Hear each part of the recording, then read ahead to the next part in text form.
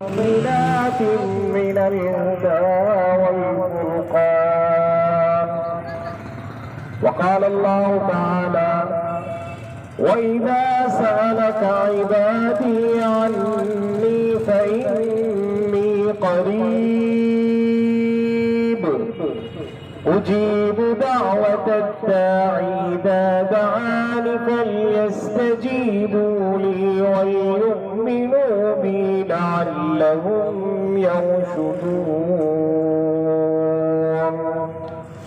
وقال النبي صلى الله عليه وسلم: والصيام جنة، وإذا كان يوم صوم أحدكم فلا يرفث ولا يصغب، فإن سابه أحد أو قاتله فليقل إني امرؤ صائم.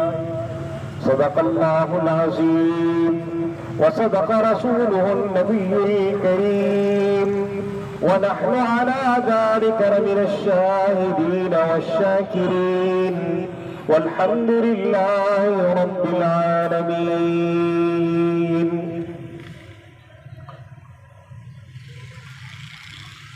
اسلام کی جو بنیادیں ہیں، آقا کریم علیہ السلام نے اسے ایک حدیث میں یوں بیان فرمایا کہ بنی الاسلام علی خمس، اسلام کی بنیاد 5 چیزوں پر،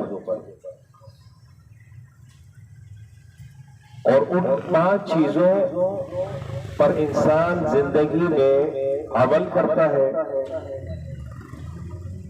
کوئی ایسی چیز ہے کہ جو ہر لمحے فرض ہے، کوئی رکن ایسا ہے کہ دن میں 5 مرتبہ فرض ہے، کوئی رکن ایسا ہے کہ جو کچھ شرائط کے ساتھ سال میں 1 مرتبہ فرض ہے، کوئی رکن ایسا ہے کہ جو کچھ شرائط کے ساتھ زندگی گزارنے، کچھ شروع کی زندگی کے سال گزرنے کے بعد کچھ شرائط کے ساتھ سال میں 1 مرتبہ فرض ہے،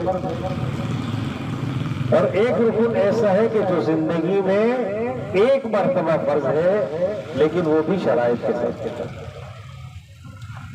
توحید و رسالت پر ایمان ہر لمحے فرض ہے. نماز دن میں 5 مرتبہ فرض ہے.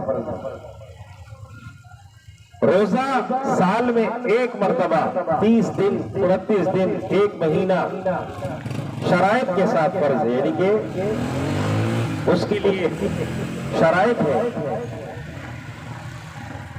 ایسے ہی زکوٰۃ صاحب نصاب پر سال میں 1 مرتبہ فرض ہے، اور حج ایسی عبادت ہے جو زندگی میں 1 مرتبہ فرض ہے، وہ بھی شرائط کے ساتھ. اللہ کے فضل و کرم سے اسلام کے ایک رکن پر عمل کرنے کا وقت نزدیک اور قریب آ چکا ہے. 11 مہینے اس پر عمل کرنے کا وقت نہیں ہوتا، اور 1 ماہ مکمل اس پر عمل کرنے کا اللہ رب العالمین ہمیں موقع عطا فرماتا ہے. ایک تو اسلام کے اس رکن پر عمل کرنا، ایک وہ اعزاز، وہ موقع نصیب ہونا، اور دوسرا یہ کہ اس عبادات سے حاصل ہونے والی روحانیت کو حاصل کرنا. اللہ رب العالمین نے جہاں روزے کی فرضیت کو بیان فرمایا، کتب علیکم الصیام، تم پر روزے فرض کر دیے گئے، کما کتب علی الذین من قبلکم، جیسے کہ تم سے پچھلی امتوں میں لوگوں پر روزے فرض کیے گئے تھے. یہ ایسی عبادت ہے جو پہلے بھی انبیاء علیہ السلام کے ذریعے اہل ایمان کو عطا ہوئی ہے، اور تمہیں بھی اللہ رب العالمین یہ موقع عطا فرما رہا ہے. رب کریم نے آیت مبارکہ میں اس کی وضاحت یہ بیان فرمائی کیوں روزے فرض کیے گئے ہیں، لعلکم تتقون، تاکہ تم متقی ہو جاؤ، تقوی حاصل کرو. یعنی روزے کی فرضیت کی جو اصل وجہ بیان فرمائی اللہ رب العالمین نے، وہ تقوی کا حصول بیان فرمایا. اور تقویٰ کس چیز کو کہتے ہیں؟ اللہ کے خوف کو اور پرہیزگاری، دو چیزیں۔ اللہ کا خوف، اللہ کے خوف سے کیا مراد ہے؟ اللہ تو رحمان ہے، اللہ تو رحیم ہے، اللہ تو ودود ہے، اللہ تو ستار ہے، اللہ تو غفار ہے، اللہ تو کریم ہے، اللہ تو ودود ہے، اللہ تو سمیع ہے، اللہ تو علیم ہے، اللہ تو ذو الجلال والاکرام ہے۔ کیا مطلب ہے اللہ کے خوف کا؟ اللہ کے خوف کا مطلب یہ ہے کہ یہ احساس دل میں موجود رہے کہ اللہ نے تو مجھے اس دنیا میں اتنی ساری نعمتوں کے ساتھ، اتنے سارے فضل و احسان کے ساتھ پیدا کیا، تو اپنی بندگی کے لیے پیدا کیا، اور جب یہ وقت ختم ہوگا میں اللہ کے سامنے پیش کیا جاؤں گا، اور اللہ کے سامنے جب پیش کیا جاؤں گا تو میں کیا اعمال لے کے جاؤں گا، کیا پیش کروں گا، کیا چیز ہوگی میرے پاس؟ فکر مندی۔ اللہ کو یہ تقویٰ، اللہ کے سامنے پیش ہونے کا خوف اتنا پسند ہے کہ فرمایا کہ وَأَمَّا مَنْ خَافَ مَقَامَ رَبِّهِ، جو اپنے رب کے سامنے پیش ہونے سے ڈرا کہ میرا کیا انجام ہوگا اس وقت، یہ خوف اس کے اوپر آیا، خوفا، ڈرا، تو اللہ نے خود فرمایا کہ اس کے لیے دو انعامات۔ وَأَمَّا مَنْ خَافَ مَقَامَ رَبِّهِ جَنَّتَانِ، جو اللہ کے سامنے پیش ہونے سے ڈرا، اللہ رب العالمین نے اس کیفیت کے بدلے میں دو انعامات، یعنی دگنا اجر اللہ رب العالمین اس کا آخرت کا عطا فرمایا، کہ بندگی بھی کر رہا ہے، نیکی بھی کر رہا ہے، اطاعت بھی کر رہا ہے، لیکن اس کے باوجود احساس ہے دل میں کہ کہیں میرے اعمال غلط تو نہیں، کیا میں حق ادا کر پا رہا ہوں یا نہیں؟ اور حق تو نہیں ادا کر سکتے کبھی بھی ہم زندگی میں اللہ رب العالمین کی بندگی کا، کبھی حق نہیں ادا کر سکتے، یہ سوچنا بھی نہیں چاہیے۔ کبھی ذہن کے کسی خیال اور گوشے میں بھی یہ خیال تصور نہیں آنا چاہیے کہ ہم تو بڑا کوئی تیر مار رہے ہیں، نماز پڑھ رہے ہیں، نیک کام کر رہے ہیں، نہیں، ہمارے اندر کوئی صلاحیت نہیں، یہ اللہ کا فضل و احسان ہے۔ دیکھیے دنیا میں 5 ارب انسان ہیں، 1 ارب مسلمان، 1.25 ارب 1.5 ارب مسلمان، یہ جو باقی 4 ارب ہیں ان کی زبانوں پر اللہ رب العالمین کا ذکر جاری نہیں ہوتا۔ اللہ نے آپ کو توفیق دی ہے کہ آپ لا الہ الا اللہ کہہ سکتے ہیں، آپ کو توفیق دی کہ آپ قرآن کی تلاوت کر سکتے ہیں، اس کا فضل و احسان، اس پر شکر ادا کرنا چاہیے۔ ہمیں تو ایمان کی قیمت کا علم نہیں ہے، ایمان کیا چیزیں صحابہ رضوان اللہ علیہ اجمعین سے پوچھے، جو تپتی دوپہر میں، سخت گرم دوپہر میں تپتی ریت کے اوپر لٹائے جاتے، ان کے سینے پر اتنا بڑا پتھر رکھ دیا جاتا تاکہ اٹھ نہ سکے، اور ان سے کہا جاتا ہے کہ ایمان چھوڑ دو، اور وہ کہتے احد احد احد، اللہ ایک ہے، اللہ ایک ہے، اللہ ایک ہے، میں تمہارے بتوں کی عبادت کرنے والا نہیں ہوں، میں ایک وحدہ لا شریک کی عبادت کرنے والا ہوں۔ ایمان کس چیز کا نام ہے؟ حضرت خباب ابن ارد سے پوچھے، صحابی رسول ہیں، ایمان لے کر آئے تو کاریگر تھے، تلواریں بناتے تھے، زرے بناتے تھے، تو اس مٹی میں جس میں وہ لوہا گرم کرتے تھے اسی میں ان کو جلایا گیا، ان پر لٹایا گیا، جسم جلتا ہے، ہم تو گرم چائے کی پیالی نہیں پکڑ سکتے، وہ صحابہ ایمان کو بچانے کے لیے اس تپتی آگ کے اوپر لیٹے، تپتے انگاروں کے اوپر لیٹے، لیکن اپنے ایمان سودا نہیں کیا، اپنے ایمان کو چھوڑا نہیں۔ ہمیں تو اللہ رب العالمین نے تیار ایمان دیا، گھر میں ایمان دیا۔ وَأَمَّا مَنْ خَافَ مَقَامَ رَبِّهِ وَنَهَى النَّفْسَ عَنِ الْهَوَىٰ، جو اپنے رب کے سامنے پیش ہونے سے ڈرا اور اپنے نفس کو گناہوں سے روکے رکھا۔ صرف یہ نہیں ہے کہ انسان زبان سے کہے کہ میں گناہ کا خوف رکھتا ہوں اور جہاں گناہ کا موقع ملا فوراً گناہ کرتے، نہیں، یہ تقویٰ نہیں۔ تقویٰ یہ ہے کہ تنہائی میں بھی ایک کیفیت رہنی چاہیے، اس لیے فرمایا وَنَهَى النَّفْسَ عَنِ الْهَوَىٰ، اپنے نفس کو خواہشات سے بچا کے رکھا۔ تو اب کسی نے یہ عمل کر لیا کہ تنہائی میں بھی گناہ کا موقع ملا، اس کے باوجود بھی وہ اللہ کے خوف سے تنہائی میں گناہ نہیں کر رہا، تو اللہ نے کیا فرمایا؟ فَإِنَّ الْجَنَّةَ هِيَ الْمَأْوَىٰ، اس کو پریشان ہونے کی ضرورت نہیں، اس کا ٹھکانہ تو جنت ہی ہے۔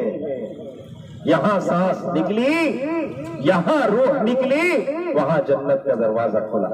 یہ کون ہے؟ جو تنہائی کے اندر بھی گناہوں سے پرہیز کرنے والے۔ اس وقت کے جب اس بندے اور رب کے درمیان کوئی نہیں ہے، اس کو کوئی دیکھنے والا نہیں، اس وقت بھی وہ سوچتا ہے کہ میرا رب تو مجھے دیکھ رہا ہے، میرے کرامن کاتبین میرے ساتھ فرشتے موجود ہیں۔ تو یہ جو رمضان ہے، اس کا اصل مقصد کیا ہے؟ تقوی انسان کے اندر پیدا ہوتا ہے۔ تقوی کا ایک معنی میں نے آپ کو بتایا، خشیت الہی، اللہ کے سامنے پیش ہونے کا ڈر۔ آپ ذرا اپنے دوران طالب علمی کو یاد کیجئے، جب رزلٹ کا دن ہوتا تھا کیا حال ہوتا تھا ہمارا؟ کیسا رزلٹ آئے گا پتہ نہیں ہمارا۔ اگر برا آ گیا تو خاندان میں کیا عزت رہ جائے گی ہماری، دوستوں میں کیا عزت رہ جائے گی۔ بس یہی کیفیت آخرت کے لیے سوچیں کہ اگر اس وقت ساری کائنات کے لوگوں کے سامنے اعمال نامہ کھلے گا اور بتایا جائے گا کہ صاحب یہ دیکھیں، یہ وہ ہے جو برے کام کیا کرتے تھے، آج بائیں ہاتھ میں ان کو اعمال نامہ ملا۔ اور دوسرا مفہوم تقویٰ کا ہے پرہیزگاری، گناہوں سے پرہیز کرنا، گناہوں کو چھوڑنا، گناہوں سے اپنے آپ کو دور رکھنا۔ اللہ رب العالمین سے ہماری دلی محبت کتنی ہے یہ سوچنا چاہیے۔ ہم تو چاہتے ہیں نا کہ اللہ ہم سے محبت کرے، ہم چاہتے ہیں نا کہ اللہ ہم پر رزق کی برسات کرے، ہم چاہتے ہیں نا اللہ ہمیں خیر و برکت دے، ہم چاہتے ہیں نا ہمارا رزق بڑھے، ہم چاہتے ہیں اللہ تعالیٰ ہماری اولاد کو بھی ترقیاں دے، ہم چاہتے ہیں نا اللہ تعالیٰ دنیا اور آخرت کی کامیابی دے، اے اللہ یہ بھی دے، اے اللہ وہ بھی دے، اے اللہ ایسا بھی کر، اے اللہ ویسا بھی کر، سب چاہتے ہیں۔ کبھی اپنے آپ سے مطالبہ کیے کہ اللہ کی محبت ہے ہمارے دل میں؟ اللہ تعالیٰ نے تو ہمارے لیے یہ فرمایا کہ والذین آمنوا اشد حبا للہ، جو اہل ایمان ہے وہ اللہ سے شدید ترین محبت کرتے ہیں۔ صرف محبت کا نہیں فرمایا اللہ تعالیٰ نے کہ میرے بندے صرف محبت کرتے ہیں مجھ سے، نہیں، فرمایا اشد حبا للہ، شدید ترین محبت کرتے ہیں اللہ تعالیٰ سے۔ اب ٹٹولنا چاہیے اپنے دل کو، جائزہ لینا چاہیے کیا ہے ہمارے دل میں وہ شدید محبت؟ کہ اللہ تو ہماری یہ صرف بیان فرما رہے ہیں کہ میرے بندے مجھ سے شدید محبت کرتے ہیں، اور ہماری کیفیت کیا ہے؟ کیا ہم شدید محبت کرتے ہیں اللہ تعالیٰ سے یا نہیں کرتے؟ تو روزے کا مقصد لعلکم تتقون، تمہارے اندر تقویٰ پیدا ہو۔ اللہ نے قرآن مجید میں فرمایا شہر رمضان الذی انزل فیہ القرآن، رمضان وہ مہینہ ہے جس میں قرآن نازل کیا گیا۔ یہ رمضان بڑا بابرکت مہینہ ہے، شوال بھی تھا، ذی القعدہ بھی تھا، ذی الحجہ بھی تھا، محرم، صفر، ربیع الاول، ربیع الثانی، جمادی الاول، جمادی الثانی، رجب، شعبان، 11 مہینے تھے۔ اللہ نے ان 11 مہینوں میں قرآن نازل نہیں فرمایا، لیکن اس رمضان کے لیے فرمایا کہ شہر رمضان الذی، رمضان وہ بابرکت مہینہ ہے جس میں قرآن نازل کیا گیا۔ اور قرآن مجید کیا ہے؟ قرآن مجید خود قرآن کے اندر بیان فرما رہے ہدی للناس، یہ جو رمضان میں بابرکت مہینے میں بابر کی کتاب نازل ہوئی ہے، یہ سارے انسانوں کے لیے ہدایت ہے، جو بھی اس سے ہدایت حاصل کرنا چاہے ہدایت حاصل کر سکتا ہے۔ وَبَيِّنَاتٍ مِّنَ الْهُدَىٰ، ہدایت کی واضح نشانیاں اس کے اندر موجود ہے، روشنیاں اس کے اندر موجود ہے، نور اس کے اندر موجود ہے۔ والفرقان، اور تیسری صفت اللہ نے بیان کی کہ حق اور باطل کے درمیان فرق کرنے والی کتاب یہ قرآن مجید ہے، حق کا راستہ بھی بتاتی ہے، باطل کا راستہ بھی بتاتی ہے۔ اب اس رمضان کے ساتھ قرآن کا یہ گہرا تعلق، میں نے پچھلے درس میں آپ کو بتایا تھا 21 رمضان 21ویں شب کو پہلی وحی نازل ہوئی، جب یہ قرآن نے کہا کہ انا انزلناہ فی لیلۃ القدر، ہم نے اس کو قدر والی رات میں نازل کیا، اور وہ رات قدر والی بن گئی قرآن مجید کی وجہ سے، لیلۃ القدر، قدر والی رات۔ حضرت مولانا سید ابو العلا مودودی رحمۃ اللہ علیہ نے تفسیر میں بہت خوبصورت بات فرمایا کہ لیلۃ القدر ہے، قدر والی رات ہے، بندے کا مقدر بننے اور بگڑنے کا انحصار اس رات کے اوپر ہے، اس رات میں نازل ہونے والی کتاب کے اوپر۔ اس کتاب کو پڑھے گا تو مستقبل سنور جائے گا، اس کتاب کو چھوڑ دے گا مستقبل بگڑ جائے گا. کتاب کو پڑھنا، کتاب کو سمجھنا، کتاب پر عمل کرنا، کتاب کے مطابق زندگی گزارنا اللہ رب العالمین کی طرف سے رضا کے ملنے کا پروانہ ہے. رسول اللہ صلی اللہ علیہ وسلم نے فرمایا، حضرت ابو ہریرہ رضی اللہ تعالیٰ عنہ راوی فرماتے والصیام جنۃ، یاد رکھو یہ روزہ ڈھال ہے تمہارے لیے.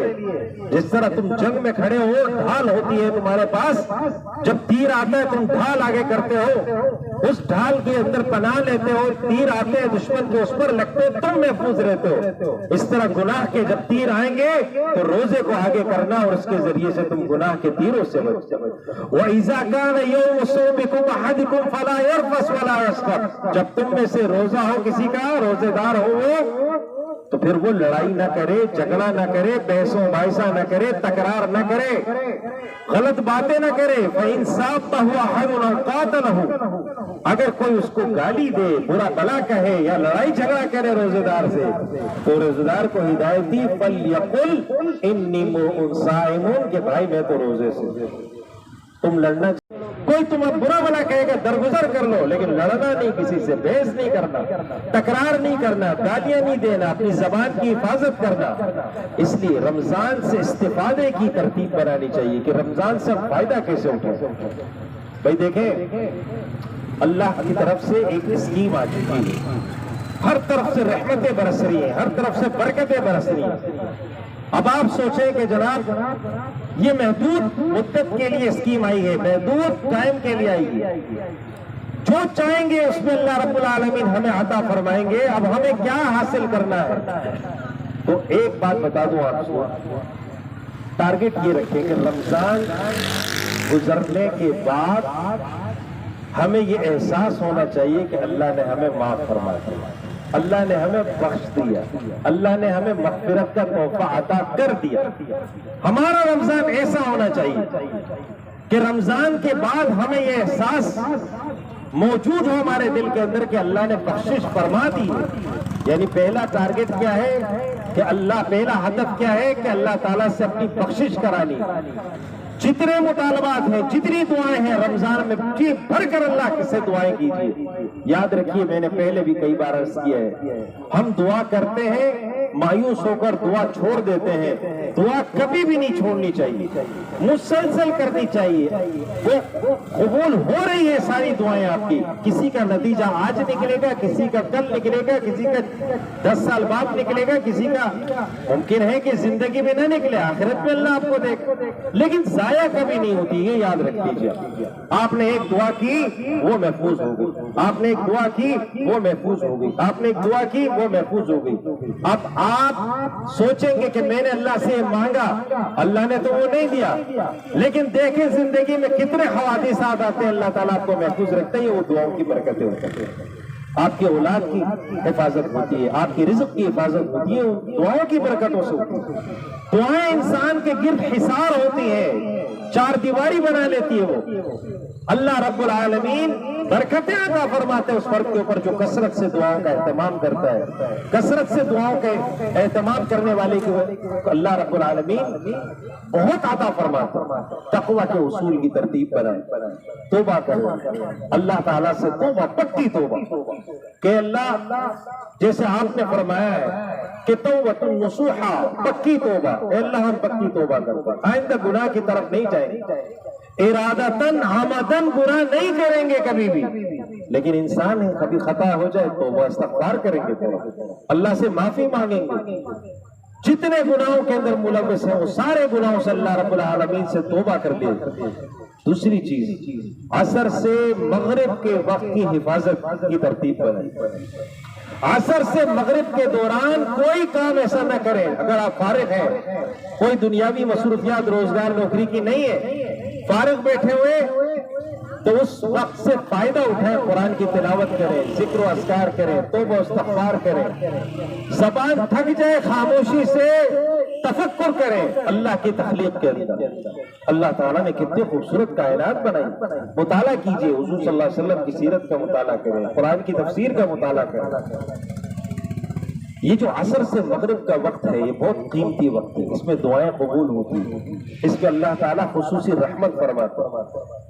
دیکھیں آپ انسان ہیں نا، آپ بھی کسی سے کام لیتے ہیں اور آپ دیکھتے ہیں کہ مزدوری کا آخری وقت ہے، مزدور تھک چکا ہے بیچارہ، اس ٹائم پسینہ بہ رہا ہے اس کے جسم سے، پیاس سے حلق خشک ہو چکا ہے، آپ کے دل میں ترس آتا ہے نہیں؟ آپ اس پر انعام بھی کرتے ہیں، کبھی وقت سے پہلے چھٹی دے دیتے ہیں، کبھی کوئی 2-4 روپے زیادہ دے دیتے ہیں مزدوری سے، کبھی کوئی تحفہ دے دیتے ہیں، فروٹ دے دیتے ہیں، کھانا کھلا دیتے ہیں، کچھ کرتے ہیں کہ جناب اس نے بڑی تکلیف برداشت کی۔ ہم انسان ہیں، ہماری یہ کیفیت ہے۔ آپ سوچیں اللہ رب العالمین کے لیے جو ہم روزے کی حالت میں ہو اور آخری وقت ہو تو اللہ کتنی رحمت سے دیکھے گا اپنے بندوں کو کہ میرے پیارے بندے 14 گھنٹوں سے میرے لیے بھوکے پیاسے بیٹھے ہوئے، میری رضا کے لیے بیٹھے، اور اس وقت جب بندہ ہاتھ اٹھائے گا اللہ کی بارگاہ کہ اللہ مجھ پر اپنی رحمتیں نازل فرمائیے، بتائیے کیوں اللہ رحمتیں نازل فرمائے؟ اللہ کرم کی بارش فرمائے گا۔ رسول اللہ صلی اللہ علیہ وسلم نے فرمایا افضل الصلاة بعد الفریضۃ صلاۃ اللیل، فرض نمازوں کے بعد جو افضل ترین نماز ہے وہ تہجد کی نماز، اللہ کی بارگاہ میں بہت زیادہ مقبول نماز ہے، بہت زیادہ محبوب نماز ہے، بہت زیادہ پیاری نماز ہے۔ تیاری کیجئے، عہد کیجئے، روزانہ 2 رکعت پڑھوں گا، 4 رکعت پڑھوں گا، 6 رکعت پڑھوں گا، 8 رکعت پڑھوں گا، اور اس کے بعد توجہ کے ساتھ دعا کیجئے، اہتمام کے ساتھ دعا کیجئے، خوب دعا کیجئے، بار بار دعا کیجئے، وقت مقرر کر دیجئے کہ 20 منٹ تک میں مانگتا رہوں گا، 15 منٹ تک میں مانگتا رہوں گا۔ آپ یقین کیجئے، اس فقیر کی اس بات پر یقین کر لیں، اللہ رب العالمین آپ کو بے انتہا نوازیں گے، اتنا نوازیں گے کہ آپ کو اپنی آنکھوں سے نظر آئے گا کہ یار یہ تو میری زندگی بدل گئی۔ اللہ رب العالمین کرم فرماتے، اللہ تعالیٰ کرم فرماتے۔ دیکھیں جب حدیث میں یہ بیان فرمایا کہ اس آسمان دنیا پر اللہ تعالیٰ عرش سے آتے ہیں اور آ کر پوچھتے ہیں کوئی ہے مانگنے والا، اس ٹائم ہم کہیں اللہ ہم ہے مانگنے والا، کیوں اللہ نہیں عطا فرمایا؟ اور رمضان کے اندر بابرکت مہینے میں ہم کہیں اللہ تعالیٰ سے اللہ خود پوچھے کوئی ہے مانگنے والا، ہم کہیں اللہ ہمیں مانگنے والے، بتائیے کیوں نہیں آتا؟ ایمان ہونا چاہیے، یقین ہونا چاہیے، اللہ تعالیٰ کی ذات پر بھروسہ ہونا چاہیے ہمیں، اس ٹائم دعاؤں کا اہتمام کیجئے۔ اسی طریقے سے رسول اللہ صلی اللہ علیہ وسلم نے فرمایا تسحروا، سحری کرو، فإن فی السحور برکہ، اس لیے کہ سحری میں برکت ہے۔ کھجور کھا لے، تھوڑا سا کوئی غذا کھا لے، وہ تھوڑی سی غذا انسان کو قوت دیتی ہے پورے دن کے دن، اس میں برکت اللہ تعالیٰ نے رکھی ہے، قوت رکھی ہے اللہ رب العالمین۔ رسول اللہ صلی اللہ علیہ وسلم نے فرمایا الصیام والقرآن یشفعان للعبد، روزہ اور قرآن قیامت کے دن اللہ کی بارگاہ میں سفارش کریں گے بندے کے لیے۔ روزہ کہے گا اللہ میں نے اس کو صبح سے شام تک بھوکا پیاسا رکھا، میں نے اس کو خواہشات سے روکے رکھا، میں نے اس کو نعمتوں سے روکے رکھا، اے اللہ میں نے اس کو تیرے حکم کے مطابق ہر خواہش سے روکے رکھا، اے اللہ میں اس کی سفارش کرتا ہوں، اللہ اس کو معاف فرما۔ پھر قرآن آگے بڑھے گا، اے اللہ اس بندے نے رات کو تیرا کلام پڑھا، ہر وقت تیرا کلام پڑھتا تھا، رات کو قیام اللیل کرتا تھا، گھنٹوں کھڑا رہتا تھا مصلی پر قرآن کی تلاوت کرتا تھا، میں نے اس کو آرام کرنے سے روکے رکھا، اے اللہ میں اس کی سفارش کرتا ہوں، اس کی مغفرت فرما۔ اللہ کے نبی صلی اللہ علیہ وسلم نے فرمایا کہ دونوں کی سفارش قبول کی جائے گی، بندے کی مغفرت ہوگی۔ اللہ ہمیں بھی ایسا بنائے کہ رمضان کا روزہ ہماری سفارش کرے، اللہ ہمیں بھی ایسا بنائے کہ قرآن ہماری سفارش کرے۔ قرآن آگے بڑھ کر کہے کہ اللہ یہ قرآن سے محبت کرنے والا تھا، یہ روزے سے محبت کرنے والا تھا۔ رسول اللہ صلی اللہ علیہ وسلم نے فرمایا من صام رمضان ایمانا واحتسابا، جس نے رمضان کے روزے رکھے ایمان کے ساتھ اور احتساب کے ساتھ، اللہ پر ایمان احتساب، اپنا جائزہ لیا، اپنا تزکیہ کیا، اپنا محاسبہ کیا، اپنے آپ کو پاک کیا۔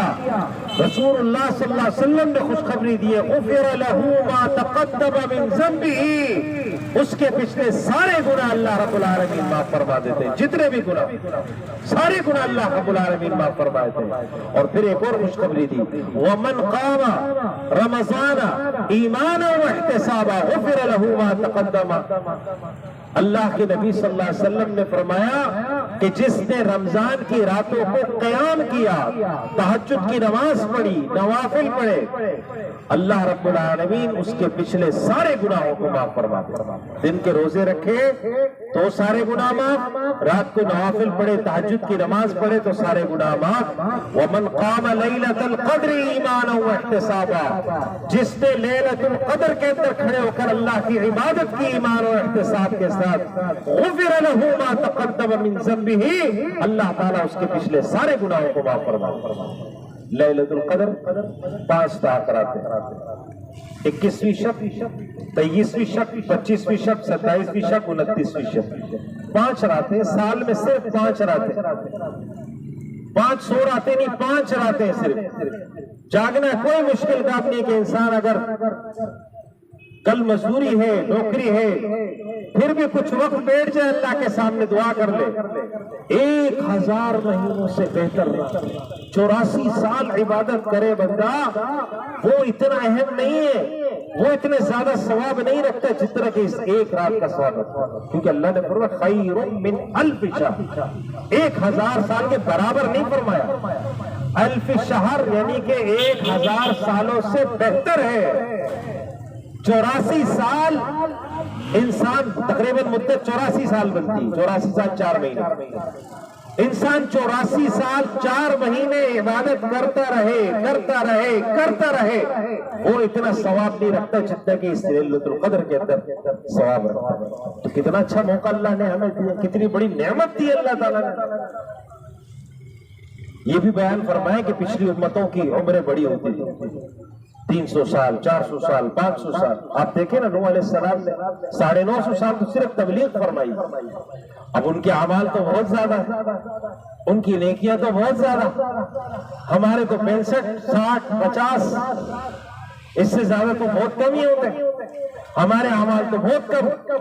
اللہ نے برکت دے دی امت محمدیہ صلی اللہ علیہ وسلم کو، تم طاق رات میں جاگو، لیلۃ القدر کو پاؤ، 84 سال سے بھی زیادہ بڑھ کر عبادت کو بدل دو، اور ہر سال ملے گی، ہر سال اللہ رب العالمین یہ برکتیں عطا فرمائے گا۔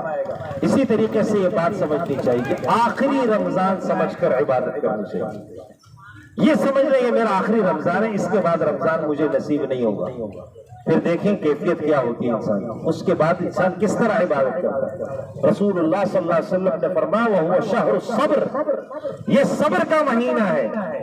آقا کریم علیہ السلام نے کیا فرمایا؟ وَهُوَ شَهْرُ الصَّبْرِ، یہ صبر کا مہینہ ہے۔ وَالصَّبْرُ ثَوَابُهُ الْجَنَّةُ، اور صبر کا ثواب سوائے جنت کے اور کچھ بھی نہیں۔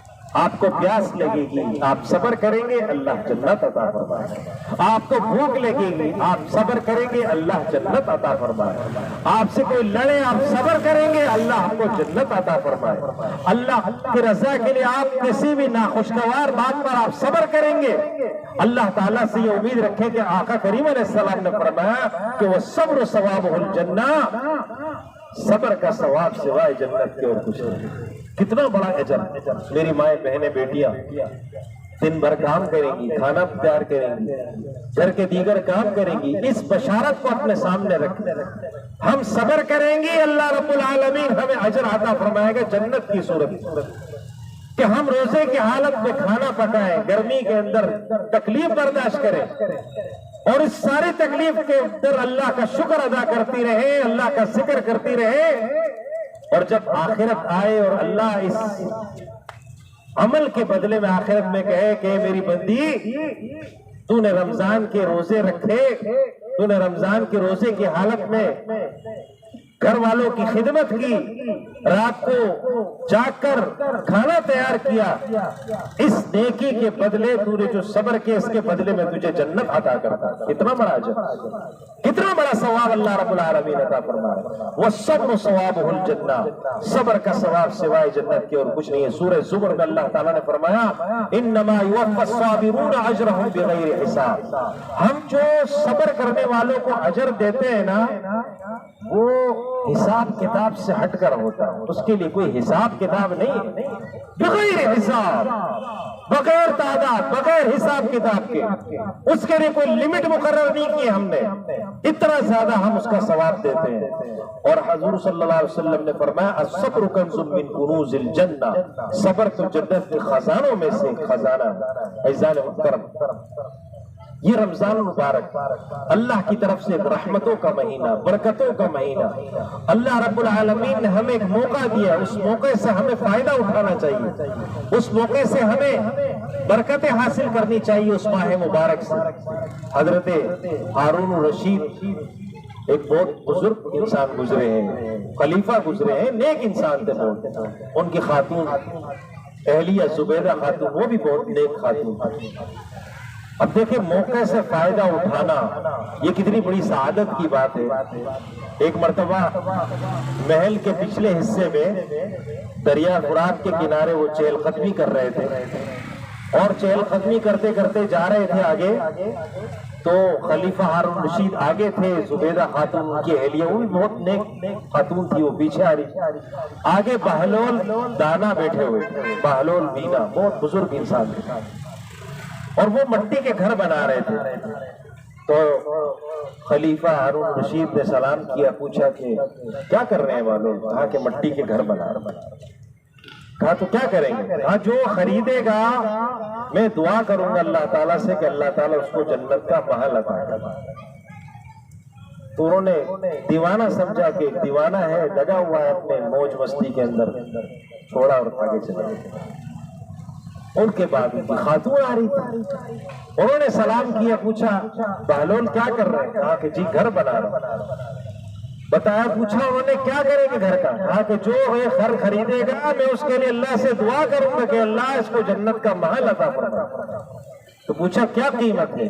کہا کہ جی 10 دینار اس کی قیمت ہے۔ انہوں نے فوراً دینار 10 نکالے اور دے دیے، میرے لیے دعا کیجیے اللہ تعالیٰ سے، اللہ تعالیٰ مجھے جنت میں محل عطا فرمائے۔ چلے گئے، رات ہوئی، خلیفہ ہارون الرشید سو گئے، اور نیند میں دیکھتے ہیں کہ جنت میں ہوں خوبصورت خوبصورت محلات بنے ہوئے۔ ایک محل کے قریب پہنچے تو بتایا کہ یہ آپ کی اہلیہ کا۔ جیسی داخل ہونے لگے، فرشتے نے آگے، دربان نے آگے روک دیا کہ یہ آپ داخل نہیں ہو سکتے۔ وہ جو دھکا دیا پیچھے کیا آنکھ کھلی، اب سمجھ میں آئی کہ تو خاتون نے جنت کا محل لے لیا، دعا لے لی اس نے، میں تو رہ گیا، محروم رہ گیا۔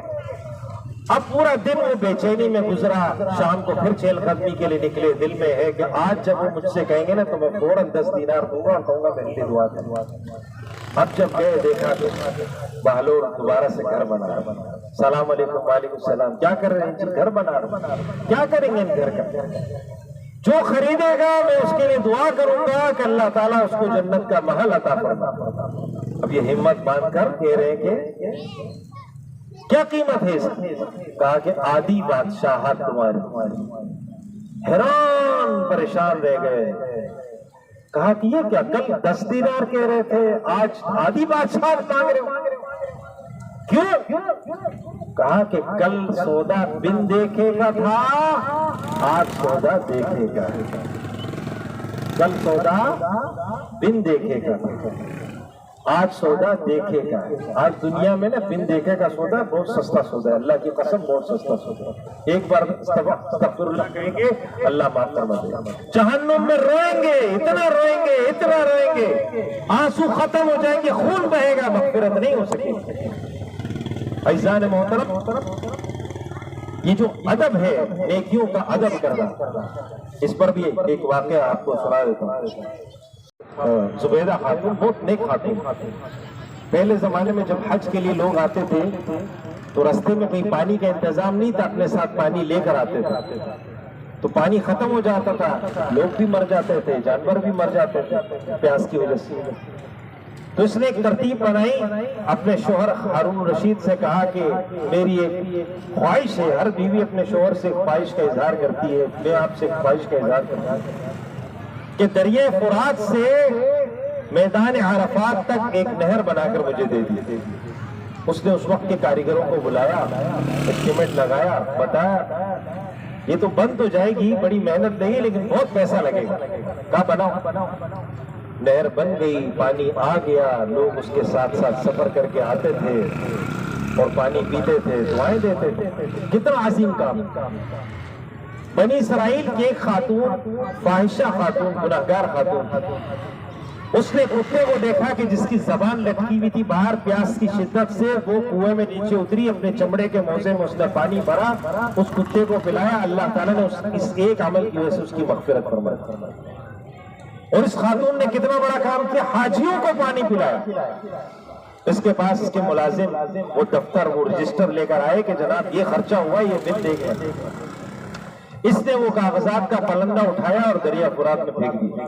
میں کوئی حساب نہیں جھینکنا چاہتی، میں چاہتی ہوں کہ اللہ بھی میرا حساب نہ لے، میں اس کا حساب نہیں لینا چاہتی، اور میں چاہتی ہوں کہ اللہ تعالیٰ بھی قیامت کے دن میرا حساب نہ لے۔ انتقال ہو گیا، کسی نے خواب میں دیکھا، پوچھا زبیدہ کیا؟ کہا کہ اللہ نے کرم فرما دیا، اللہ نے کرم فرما دیا۔ ہاں تم نے تو بڑی نیکی کی، تم نے تو حاجیوں کو پانی پلایا، تم نے تو نہر فرات بنائی، نہر زبیدہ بنائی جس سے ہزاروں حاجی استفادہ کر رہے ہیں، تمہاری بخشش نہیں ہوگی تو کس بات کس کی ہوگی؟ کہا کہ نہیں، اس بات پر نہیں۔ تو سائل حیران ہو گیا کہ اس بات پر تمہاری بخشش نہیں ہوگی، کس بات پر ہوگی؟ اللہ نے اس نیکی کو قبول تو کیا، لیکن اللہ کو ایک اور نیکی بہت پسند آئی۔ وہ کیا؟ کہا کہ میں کھانا کھا رہی تھی اور میں نے اسے لقمہ بنایا اور لقمہ بنا کر یہ اٹھایا، منہ کی طرف لے کر جا رہی تھی کہ اتنے میں آذان کی آواز آئی، مجھے لگا کہ میرا دوپٹہ ٹھیک نہیں ہے، میں نے وہ لقمہ نیچے رکھا، پہلے دوپٹہ ٹھیک کیا، اس کے بعد وہ لقمہ لیا۔ اس ادب کی وجہ سے اللہ تعالیٰ نے میری مغفرت فرمائی، اللہ کے نام کے ادب کی وجہ سے اللہ تعالیٰ نے مغفرت فرمائی۔ اللہ کے نام کے ادب، نیکیوں کا ادب کرے اللہ رب العالمین اتنا عطا فرماتے ہیں۔ آخری بات، حضرت یوسف علیہ السلام کے دور میں قحط آ گیا۔ حضرت یوسف علیہ السلام نے ایک ترتیب بنائی کہ اتنا اناج ملے گا سب کو، بس کیونکہ اناج برابر تقسیم کرنا ہے پوری قوم۔ ایک نوجوان آ گیا اناج لینے کے بعد کہ جناب مجھے تو اس سے زیادہ چاہیے، تو اہل کاروں نے کہا کہ جناب اس سے زیادہ نہیں ملے گا، کہا کہ نہیں مجھے اس سے زیادہ چاہیے، اصرار کرنے لگا۔ یہ بات حضرت یوسف علیہ السلام تک پہنچی، حضرت یوسف علیہ السلام نے بلایا اس نوجوان کو، کہا کہ بھائی آپ کو دے دیا، مزید بھی دے دیا، اب آپ اور مانگ رہے ہیں۔ کہا کہ حضرت اگر آپ نے مجھے پہچان لیا تو آپ مجھے اس سے بھی زیادہ دیں گے۔ حضرت یوسف علیہ السلام حیرت کا اظہار کرتے ہیں، کہتے ہیں نوجوان بیٹا تم کون؟ کہا کہ میں وہ معصوم بچہ ہوں کہ زلیخا نے آپ پر الزام لگایا تھا اور میں پنگوڑے میں تھا، جھولے میں تھا، میں نے اس وقت آپ کی برات کی گواہی دی تھی۔ حضرت یوسف علیہ السلام بہت خوش ہوئے، سینے سے لگایا، پیار کیا، خوب جی بھر کے اس کو اناج دیا۔ اللہ نے وحی نازل فرمائی، پیارے یوسف آپ نے اس نوجوان کے ساتھ بڑے اکرام کا معاملہ کیا، فرمایا کہ ہاں اس نے میری گواہی دی تھی میری باقی کی، اس لیے مجھے بہت پیارا لگا تو میں نے اس کے ساتھ اس طرح معاملہ کیا۔ فرمایا پیارے یوسف گواہ رہی، جو شخص اس دنیا میں میری توحید کی گواہی دے گا میں آخرت میں اللہ تعالیٰ اعلان کرتا ہوں کہ اپنی شان کے مطابق اس کو عطا کروں گا۔ جو اس دنیا میں توحید کی گواہی دے، ہم عمل جو بھی کریں اس پر یہ سوچیں کہ اللہ رب العالمین اس کا اجر ہمیں عطا فرمائے، اللہ رب العالمین برکتیں عطا فرمائیں گے، اللہ تعالیٰ اپنی رحمتیں عطا فرمائیں گے، اللہ رب العالمین اپنے کرم سے نوازیں گے۔ حضرت بختیار قادری رحمت اللہ علیہ بہت بزرگ انسان تھے، معصوم بچے جب تھے نا، معصوم بچے چھوٹے سے بچے تھے اسکول جانے والے، تو ان کی والدہ نے ایک ترتیب ان کے لیے ایسی بنائی کہ ان کا ایمان بن جائے اللہ کی ذات کے اوپر۔ تو وہ جب آتے تھے اسکول سے پڑھ کر، مدرسے سے پڑھ کر، تو کہتے تھے کہ امی جی بھوک لگی ہے کھانا کھلا دیں۔ تو ان کی والدہ محترمہ کہتی تھی کہ بیٹا وضو کرو، مصلی بچھاؤ، اللہ سے دعا کرو، اللہ دیں گے تمہیں۔ وہ وضو کرتے، مصلی بچھاتے، نماز پڑھتے، اللہ سے دعا کرتے، آ کر پھر بتاتے کہ امی جی میں نے تو نماز پڑھ لی، دعا بھی کر لی، مجھے کھانا۔ تو ان کی والدہ کہتی بیٹا دیکھو ذرا الماری میں ادھر ادھر کہیں دیکھو، اللہ تعالیٰ نے بھیجا ہوگا کھانا۔ اصل میں ان کی والدہ محترمہ نے وہاں کھانا تیار رکھا ہوا ہوتا تھا، لیکن ان کا ایمان بنانا مقصود تھا کہ کھانا اللہ دیتا ہے، وہ جاتے وہاں سے کھانا لے لیتے. کئی دن تک یہ ترتیب چلتی رہی. ایک دن ان کی والدہ رشتہ داروں کیا گئی تھی، تاخیر ہو گئی، دیر ہو گئی. توکل کی بات دیکھیں، اللہ پہ بھروسے کی بات دیکھیں. ہمارا تو توکل نہیں ہے، کمزور ہے نا. تو وہ آئے اور گھر میں دیکھا کہ امی جی نہیں ہے. انہوں نے کہا چلو میں وضو کرتا ہوں، نماز پڑھتا ہوں. وضو کیا، نماز پڑھی، مصلی بچھا، اللہ سے دعا کی، اے اللہ بھوک لگی ہے، امی بھی آج گھر میں نہیں ہے، کھانا کھلا دیجئے. اور گئے ادھر ادھر دیکھا، الماری کے اندر دیکھا تو کھانا موجود تھا. کھانا کھایا اور سو گئے. اب ان کی والدہ پریشان کہ اللہ میں نے تو یہ ترتیب اس لیے بنائی تھی کہ تجھ پر ایمان مضبوط ہو جائے. آج اگر میرا بیٹا دیکھے گا اور اس کو کھانا نہیں ملے گا وہ تو بڑا پریشان ہو جائے گا. اللہ دعائیں کر رہی ہے، رو رہی ہے. گھر پہنچی، آئی، بیٹے کو جگایا کہ بیٹا اٹھو کھانا کھا لو. وہ بچہ اٹھ کے بیٹھ گیا کہ امی جی میں تو کھانا کھا لیا. کیسے کھانا کھایا؟ کہا کہ میں آیا، وضو کیا، مصلی بچھایا، نماز پڑھی، اللہ سے دعا کی، جا کے الماری میں دیکھا وہاں کھانا موجود، اللہ نے عطا فرما دی. تو اللہ تعالیٰ بندے کا ایمان، بندے کا بھروسہ، اس کا اعتماد قائم رکھتے ہیں جب بندہ بھروسے کے ساتھ اللہ کی ذات پر بھروسہ کرتا ہے. اس لیے عزیزان محترم اس رمضان سے فائدہ اٹھائیے. اس رمضان میں کثرت سے دعائیں کیجئے. اس رمضان میں کثرت سے اہتمام کیجئے کہ ہم اپنی عاقبت سنواریں، اپنی آخرت سنواریں. اور ایک بات اور عرض کی دیتا ہوں، کاشف بھائی نے توجہ دلائی ہے کہ زکوٰۃ، صدقات، خیرات کے حوالے سے ان سے رابطہ کریں. جو لوگ زکوٰۃ دینا چاہیں، صدقہ خیرات دینا چاہیں تو یہ مستحقین تک آپ کی امانت جو ہے وہ پہنچائیں گے. اللہ رب العالمین کے ہاں